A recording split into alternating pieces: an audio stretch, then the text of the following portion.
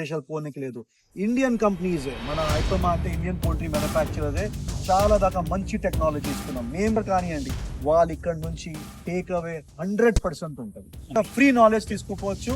వాళ్ళు ఆదాయం, వాళ్ళు ప్రాస్పెరిటీ, వాళ్ళు ఈ ఇండస్ట్రీలో ఇక్కడ చూస్తున్నటువంటి పౌల్ట్రీ రంగానికి సంబంధించినటువంటి ఒక నిష్ఠానితులైనటువంటి ఉదయ్ సింగ్ బయాస్ గారు మన ముందున్నారండి. పౌల్ట్రీ రంగానికి సంబంధించినటువంటి ఎలాంటి ఇన్ఫర్మేషన్స్ అయినా మనం ఈయన అడిగి తెలుసుకునే ప్రయత్నం చేద్దాం. సార్ నమస్తే. సార్ మాధవ్ గారు నమస్తే. Sir thank you sir. Sir ఇప్పుడు పౌల్ట్రీ రంగం మార్కెటింగ్ వ్యవస్థ అస్తవ్యస్తంగా ఉంది సార్. అది ఏ కారణం చేత ఆ విధంగా ఉందంటారు? ఇప్పుడు పోల్ట్రీ ఫస్ట్ ఆఫ్ ఆల్ మీరు చెప్పింది మాట చాలా బాగా డిఫరెంట్ ఉన్నది, ఇబ్బందిలు ఉన్నది. అంటే ఇప్పుడు ప్రాపర్ ప్రొసీజర్ ఫాలో చేయాలి. First of all procedure follow చేస్తే మీకు ఏమైనా కూడా దాంట్లో ప్రాబ్లం ఉండదు. మీరు ఇది ప్రాబ్లం చూస్తున్నారు చిన్న రైతులు, చిన్న ఫార్మర్స్ లో. ఎందుకంటే ప్రాపర్ ప్లానింగ్ లేకుండా చేస్తారు. ప్లానింగ్ చేసుకుని పద్ధతి చేసుకొని ఫస్ట్ ఆఫ్ ఆల్ మీరు చెప్పిన లాగా బ్రాయిలర్ ఏంటి, లేయర్ ఏంటి, ప్రొసీజర్స్ ఏంటి, ప్రొసీజర్స్ ఫాలో చేసిన మంచికి ఏం ఇబ్బంది ఉండదు. ఎందుకంటే ప్రోటోకాల్ ఉంటుంది. దానికి ప్రోటోకాల్ ఏంటంటే ఫస్ట్ ఆఫ్ ఆల్ ఎడ్యుకేషన్ ఉండాలి. మనం ఏం చేస్తున్నాము, బ్రాయిలర్ చేస్తే బ్రాయిలర్ ఎంత టైంలో వస్తుంది, దానికి పద్ధతి విషయాలు ఎట్లా ఉంటది, ప్యాటర్న్ ఏంటి. ఎందుకంటే బ్రాయిలర్ ప్యాటర్న్ డిఫరెంట్ ఉంటుంది, లేయర్ ప్యాటర్న్ ఉంటుంది. అది అర్థం చేసుకుంటేనే ఈ ఇండస్ట్రీలో రావాలా. మీరు చెప్పిన లాగా ఈ పక్కన వాడు చేస్తున్నాడు, నేను కూడా చేసుకుంటాను, నాకు కూడా బెనిఫిట్ వస్తుంది, పక్కన వాళ్ళు లాస్ అయితే నాకు లాస్ అవుతుంది, అట్లా అది కరెక్ట్ పాయింట్ మీరు చెప్పింది. దానికి ఎట్లా చేయాలంటే ఫస్ట్ ఆఫ్ ఆల్ మనం మన మీద ఆధారం అవ్వాలా. పక్కన వాడికి చూసుకొని మనం దూకవద్దు. ఫస్ట్ ఆఫ్ ఆల్ ఫార్మింగ్ ఎట్లా చేయాలా ఆ పద్ధతి నేర్చుకోవాలా. దానికి డిప్లొమా కోర్సెస్ ఉన్నది. దానికి ఎవరైనా ఫ్రెండ్ ఉంటే వాళ్ళ దగ్గర పోయి చూసుకోవాలా, ఫార్మ్ నేర్చుకోవాలా, ఫార్మింగ్ ఎట్లా చేయాలా. ఇంట్లో కూర్చుంటే ఫార్మింగ్ కాదు, ఫామ్ లో ఉంటే ఫార్మింగ్ అవుతుంది. ఎందుకంటే ప్లేట్ దాకా రావాలంటే food from the farm to the plate రావాలంటే దానికి రైతు అక్కడే ఉండి చూసుకుంటేనే ఈ బిజినెస్ చాలా బాగుంటది.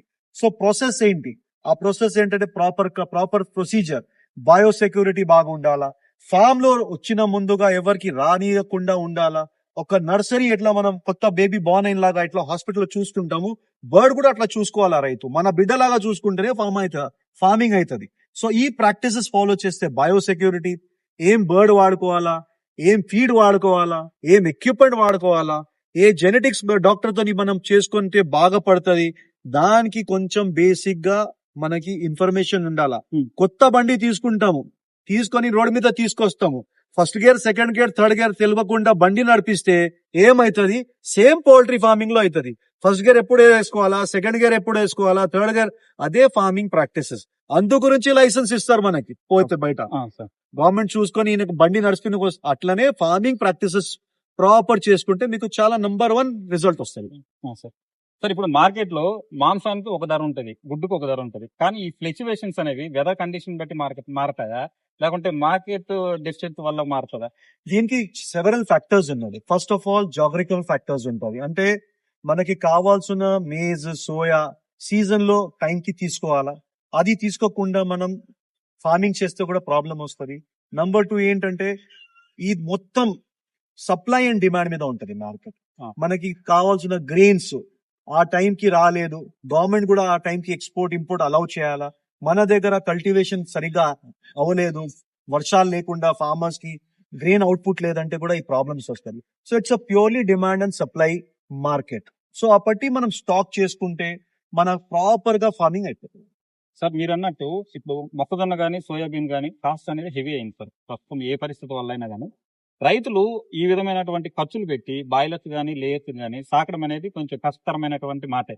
మరి ఇలాంటి వాళ్ళు ఎలా మార్కెటింగ్ చేయాలంటే ఎలాంటి ఆధునిక పద్ధతులను అవలంబించాలి? మనం ఫస్ట్ బ్రాయిలర్ గురించి మాట్లాడాలి.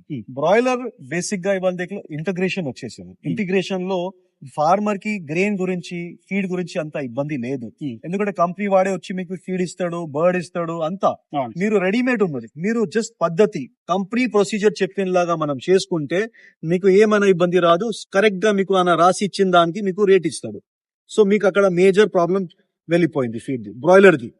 ఇప్పుడు మీరు సొంతంగా చేసుకుంటేనే మీకు ప్రాబ్లం. సో నేను అడ్వైజ్ ఏమి ఇస్తానంటే ఫస్ట్ నేర్చుకోండి, తర్వాత చేయండి. మీరు డైరెక్ట్ గా నేనే బ్రాయిలర్ ఫార్మింగ్ చేస్తానంటే దానికి చాలా ఇబ్బంది అవుతుంది. ఎందుకంటే చాలా ఫ్యాక్టర్స్ ఉన్నది. ఒక ఫార్మర్ అక్కడ ఉండి దానికి కల్టివేట్ చేసి బయట అవుట్పుట్ ఇచ్చిన దాకా నా ఎగ్జాస్ట్ అయిపోతాం, అంత బలం ఉండదు అనేది. అందు గురించి ఫస్ట్ ప్రాక్టీస్ నేర్చుకోండి. ఈ బ్రాయిలర్ లో నా సజెషన్. లేయర్ లో చూస్తే ఇది చాలా స్ట్రాంగ్ ఇండస్ట్రీ లేయర్ సెక్టర్. దీంట్లో మీకు రా మెటీరియల్ స్టోరేజ్ చేయాలా, వచ్చిన ఇప్పుడు సోయా సీజన్ లో మీరు ఫీడ్ చేసుకోవాలా, మీకు ఇయర్లీ వైజ్ ప్యాటర్న్ ఏమేమి ఉంటది దాన్ని బట్టి మీరు ఆ అనాలిసిస్ చేసి మీరు పెట్టుకుంటే మీకు సోయా గ్రెయిన్స్ అంతా ఈ ప్రాబ్లం మీరు చెప్పిన దగ్గర ఎక్స్ట్రా రేట్ అవుతుంది, ధర అవుతుంది. ఎందుకంటే దీస్ ఫ్యాక్టర్స్ చాలా ఇన్ఫ్లుయెన్స్ చేస్తుంది మన ప్రైస్ కి. ఆ పట్టి ఫార్మర్ కి లాస్ అండ్ ప్రాఫిట్ అవుతుంది. ప్రాపర్ స్టోరేజ్ చేసుకున్న ఫార్మర్ కి ఎప్పుడు కూడా లాస్ కాదు, అది ఖచ్చితంగా చెప్తున్నారు. మీరు హ్యాండ్ టు మౌత్ పని చేస్తే మీకు ప్రాబ్లం వస్తుంది. ఓకే. మీరు ఇంట్లో పెట్టుకొని సరిపోయినలాగా బర్డ్ కి ఫీడ్, మీకు ట్రేడర్ మీద కూడా ఇబ్బంది ఉండదు. ట్రేడర్ కి మన రేట్ మనం డిమాండ్ చేసుకోవచ్చు, మన గుడ్డు మన రేట్. ఎందుకంటే ఇది మాట మా బీవీరావు గారు, పద్మశ్రీ బీవీరావు గారు చెప్పిన రేట్, నా నా నా ఎగ్ నా ప్రైస్. సో ఈ ఫార్మర్ కి మనకి తెలిస్తే మనం చాలా తక్కువ ధరలో ఎగ్ ఇస్తున్నాం. మనకి 5 రూపీస్ 6 రూపీస్ లో వస్తుంది. బంగ్లాదేశ్ లో కూడా చూస్తే మీకు 18 రూపీస్ 20 రూపీస్ ఎగ్ రేట్ ఉన్నది. మన ఫార్మర్ ఎంత కష్టపడి అంత పని చేసి మనకి ఇస్తున్నాడు మంచి ప్రోటీన్. ఇది ఎగ్ చెప్పకుండా మనం ప్రోటీన్ చెప్పాలా మన పిల్లలకి. ఎందుకంటే generation should know this as a protein, not as an egg. Protein ఇంత తక్కువ ధరలో మనం 4 to 5 grams దీంట్లో ఉన్నది. ఎంత మంచి ఇవాళ చెప్పండి. మన after mother's milk poultry egg is the only purest form of product. Sir మరి మీరు అన్నారు సార్, మనకు రైతుకు నాలెడ్జ్ ఉండాలన్నారు, మనం స్టోరేజ్ చేసుకోవాలి ఫీడ్ అన్నారు. మరి ప్రభుత్వం నుంచి ఎలాంటి సహకారం అందుతుంది? ప్రస్తుతం తెలంగాణ ఆంధ్ర వాళ్ళు ఎలాంటి వాళ్ళకి సబ్సిడీలు గానీ బ్యాంక్ రుణాలు గానీ ఎలాంటివి రావాలని అనుకుంటున్నారు మీరు? ఇప్పుడు ఫస్ట్ ఆఫ్ ఆల్ సహకారం వేరే వేరే గవర్నమెంట్ లో చాలా, ఇప్పుడు యూపీ నుంచి కన్సిడర్ చేస్తే చాలా దాకా సబ్సిడీస్ ఇస్తుంది పోల్ట్రీకి. మనం ఎందుకంటే ఈ production centres Hyderabad, Telangana, Andhra, Tamil Nadu are the largest producers of egg. So ఇక్కడ ఇండస్ట్రీ చాలా పెద్ద స్కేల్లో వెళ్ళిపోయింది. సో ఈ గవర్నమెంట్ నుంచి మనకు వచ్చిన ఇప్పుడు ఫెసిలిటీస్ చాలా దాకా అంత పాజిటివ్ లేదు మనకి. బట్ మనం రిక్వెస్ట్ చేస్తున్నాం గవర్నమెంట్ కి, ఇప్పుడు మనకి రోడ్ సమస్య వస్తుంది, దానికి మాకు ఎగ్జంప్షన్ ఇవ్వండి. 40 foot రోడ్ పోల్ట్రీ ఫార్మ్ కి ఎక్కడి నుంచి మనం తీసుకోవచ్చు? చిన్న రైతు ఉంటాడు, పెద్ద రైతు ఉంటాడు. ఇక్కడ కన్స్ట్రక్షన్ కోసం మనం పోల్ట్రీ ఫార్మ్ పెట్టలేదు, ఇది ఫార్మింగ్ ప్రాక్టీస్. సో గవర్నమెంట్ కి మన రిక్వెస్ట్ ఏంటంటే ప్రాక్టీసెస్ మేము చేస్తున్నాము, దీనికి ఎంకరేజ్ చేయండి. సమానం ఆంధ్రాలో నంబర్ 1 మనం ఎగ్ ప్రొడ్యూసర్స్, బట్ ఇవాళ నంబర్ 3 వచ్చేసింది. ఎందుకంటే మన land prices are very high. So మనకి ల్యాండ్ కొనాలంటే తెలంగాణలో చాలా విపరీతమైన ప్రైసెస్ అయిపోయింది. సో మనం ప్రైసింగ్ మనకు ఉండాలంటే మనకి రిలాక్సేషన్స్ ఉండాలి. రిలాక్సేషన్స్ ఉంటే మనం పెంచుకోవచ్చు. మనకి సబ్సిడీలు లైట్ మీద దీని మీద మనకు వస్తే చాలా దాకా హెల్ప్ ఉంటది. ఇంకా గవర్నమెంట్ ఆఫ్ ఆంధ్రప్రదేశ్ లో మనకి తెలుస్తుంది దట్ చాలా మంచి అప్రోచ్ వస్తుందని. లెటర్స్ ఇంకా మాకు పాలసీస్ తెలియదు, బట్ నార్త్ ఇండియాలో చాలా దాకా గవర్నమెంట్ పాజిటివ్ గా ప్రమోట్ చేస్తుంది. ఎందుకంటే ఇది ప్రొడక్షన్ ఏరియా, అది కన్సంప్షన్ ఏరియా. సో వాళ్ళు ఏం చేస్తున్నారంటే, ఎందుకు మేము తెలంగాణ నుంచి తీసుకురావాలా, మేమే ఇక్కడ ఫార్మ్ పెట్టుకుంటాము. సో ఇన్వెస్ట్మెంట్ చేస్తున్నాము, ఇన్వెస్ట్మెంట్ చేసేసి ఫార్మర్స్ కి ఇక్కడ పెట్టండి అని మన తెలంగాణ నుంచి, అక్కడ నుంచి, ఆంధ్ర నుంచి తెప్పిస్తున్నారు. మన తెలంగాణ వాళ్ళు కూడా పోయి పెడుతున్నారు ఫార్మ్స్ అక్కడ. సో మనం గవర్నమెంట్ కి మన రిక్వెస్ట్ ఏంటంటే, కొంచెం మనకు కూడా ఫెసిలిటీస్ పెంచితే మనం కూడా కొంచెం ఇక్కడ ఇంకా నంబర్ 1 స్టేట్ మనం తెలంగాణలో చేసుకోవచ్చు. సరే, ఈ పౌల్ట్రీ రంగంలో ప్రస్తుతానికి ఏ టెక్నాలజీ ఎంతవరకు ఉపయోగపడుతుంది? ఆధునిక యంత్రాలు ఏమేమన్నా ఉన్నాయా?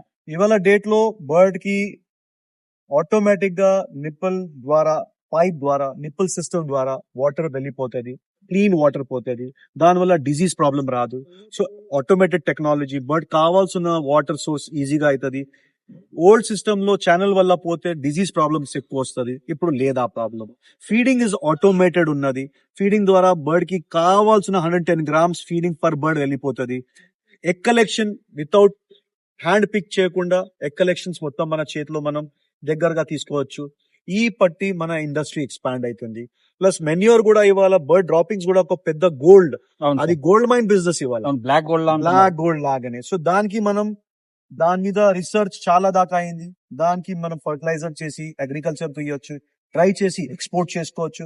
అంటే ఉన్న ఇండస్ట్రీకి అర్థం చేసుకుంటే, ఎస్పెషల్లీ నా కాల్ యూత్ కి ఉన్నది, యూత్ క్యాన్ డూ దిస్. చాలా ఎక్స్పోర్ట్ పొటెన్షియల్స్ ఉన్నది మన ఫర్టిలైజర్ కింద. ఎందుకంటే బయట దేశాల్లో, దుబాయ్ లో, మిడిల్ ఈస్ట్ లో చాలా దాకా వాళ్ళకి ఫర్టిలైజర్ రిక్వైర్మెంట్ ఉన్నది. మనం ఇక్కడే డ్రై చేసి ప్యాక్ చేసి పంపిస్తే చాలా దాకా రిక్వైర్మెంట్ వాళ్ళు తీసుకుంటారు. ఎందుకంటే this is very important today, fertiliser. So దాన్ని బట్టి మనం యూజ్ చేసుకోవచ్చు. నంబర్ 3 AI వల్ల, ఆర్టిఫిషియల్ ఇంటెలిజెన్స్ వల్ల బర్డ్ లో వచ్చిన ప్రాబ్లమ్స్ మనం చాలా ముందుగానే తీసుకోవచ్చు, detect డిటెక్ట్ చేసుకోవచ్చు. కెమెరాస్ చాలా ఈజీగా డిటెక్ట్ చేసుకుంటుంది బర్డ్ టెంపరేచర్ ఎంత, ఏ బర్డ్ లో ప్రాబ్లం, రావాల్సిన డిసీజ్ ప్రాబ్లం మనం ముందుగా జాగ్రత్తలు. సో టెక్నాలజీ పోల్ట్రీలో చాలా విపరీతమైన ప్రోగ్రెస్ తీసుకుంది వాళ్ళు, అడ్వాన్స్ వెళ్ళిపోయింది. చాలా అడ్వాన్స్ వెళ్ళిపోయింది. సార్ మీరు ఇప్పటి వరకు 17 ఎక్స్పోల్ చేశారు, ప్రస్తుతానికి 18ది నవంబర్ 26, 27. సార్ హైదరాబాద్ లోను పెట్టడానికి గల కారణాలు ఏంటి? యాజ్ ఐ సెడ్, పోల్ట్రీ ఇక్కడే పుట్టింది. పోల్ట్రీ తెలంగాణ రాక టైంలో ఆంధ్ర కంబైన్డ్ స్టేట్, ఇక్కడే పుట్టింది, ఇక్కడే పెరిగింది. ఇక్కడ నుంచే మొత్తం వరల్డ్ ఇండియాకి పోయింది. సో ఇది తెలంగాణ లైక్ హైదరాబాద్ కి ఎట్లా ఐటీ హబ్ అని చెప్తారు, మేము 100% తెలంగాణ పోల్ట్రీ హబ్ అని చెప్తాము. హైదరాబాదే, ఎందుకంటే ఇక్కడే పుట్టింది. మన లేట్ శ్రీ పద్మశ్రీ బివి రావు గారు, వెంకటేశ్వర యాక్చువల్లీ ఒక టైంలో చైర్మన్, ఇప్పుడు వాళ్ళ డాటర్ చూస్తున్నారు మిస్ అనురాధ దేశాయ్ అని ఉన్నారు. వాళ్ళు మన ఇవాళ డేట్ లో ఉన్న ఇండస్ట్రీ పొజిషన్ లో ఉన్నారంటే ఆ పెద్ద మనిషికే మనం పుస్తకం చెప్పాలా దట్ ఈ ఇండస్ట్రీ పొజిషన్ లో ఉన్నారు.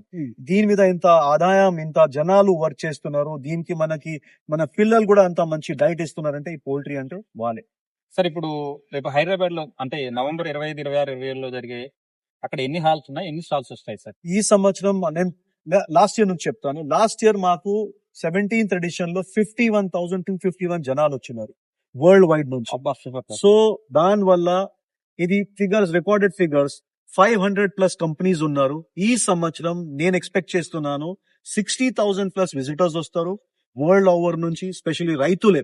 ఇక్కడ ఈ ఎగ్జిబిషన్ ఓన్లీ ఎవరికి పోల్ట్రీ పెట్టుకోవాలా, ఉన్న పోల్ట్రీ ఫార్మరు, కొత్త ఇన్వెస్టరు, కొత్త industry stakeholder, IT technician who wants to పోల్ట్రీలో పెట్టి ఇక్కడ ఇండస్ట్రీ గ్రోత్ చేసుకోవాలా, ఈ బిజినెస్ కి మన ఆదాయంగా పెట్టుకున్న వాడే ఇక్కడ రావచ్చు. అండ్ రిజిస్ట్రేషన్ ఫ్రీ ఉంటది. ఇక్కడ వచ్చిన మేము ఈ ఎగ్జిబిషన్ చేసిన ఈ వరల్డ్ లో పెద్ద ఎగ్జిబిషన్ ఇదే ఇవాళ డేట్ లో ఈ స్థాయికి వచ్చింది. ఎందుకంటే అట్లాంటాలో ఒక ఎగ్జిబిషన్ అవుతుంది ఐపీపీ అని, అట్లాంటా యుఎస్ లో అవుతుంది, ఒకటి హ్యానోవర్ జర్మనీలో అవుతుంది, ఒక పోల్ట్రీ ఇండియా అని అవుతుంది. పోల్ట్రీ ఇండియా అందరికి దాటేసి వెళ్ళిపోయింది. ఎందుకంటే ఇక్కడ ఉన్న పోల్ట్రీ ఫార్మింగ్ ప్రాక్టీసెస్ కి బయట దేశాలకు ఒక టైం మనం పోయిన వాళ్ళు బయట దేశాల నుంచి మన దగ్గర వచ్చి ఎగ్జిబిట్ చేస్తున్నారు, చూసి ఇక్కడ నేర్చుకుని బయట పోయి పెట్టుకుంటున్నారు. సో ఎంత పెద్ద మన తెలంగాణ ప్రైడ్ చెప్పాలంటే మనకి చాలా ప్రైడ్ ఇది మనం అందరికి.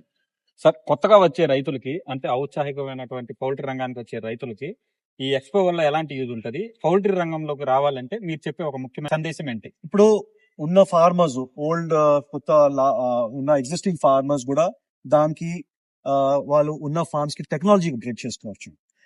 ఎందుకంటే టెక్నాలజీ రీచబుల్ అయిపోయింది, చాలా తక్కువ ధరలో టెక్నాలజీ దొరుకుతుంది. మీరు బయట దేశాలు పోనీకి లేదు. ఇండియన్ కంపెనీస్, మన ఐపమా అంటే ఇండియన్ పోల్ట్రీ మ్యానుఫ్యాక్చరర్స్ చాలా దాకా మంచి టెక్నాలజీ ఇస్తున్నాం. మేము కూడా ఇక్కడ ఎగ్జిబిషన్ లో ఇచ్చిన స్టాల్స్ కూడా ఒక్కొక్కటి స్క్రీనింగ్ చేస్తాము. ఈయన పోల్ట్రీ కోసం చేస్తున్నారా లేకుంటే వేరే వాళ్ళు ఉన్నారా, వీళ్ళకి ఎక్స్పీరియన్స్ ఎంత ఉన్నది, వాళ్ళ పని ఎట్లా చేస్తారు, పోల్ట్రీకి బెనిఫిట్ అవుతుందా లేదా అంతా చూసుకొని వాళ్ళకి స్టాల్ ఇస్తాము.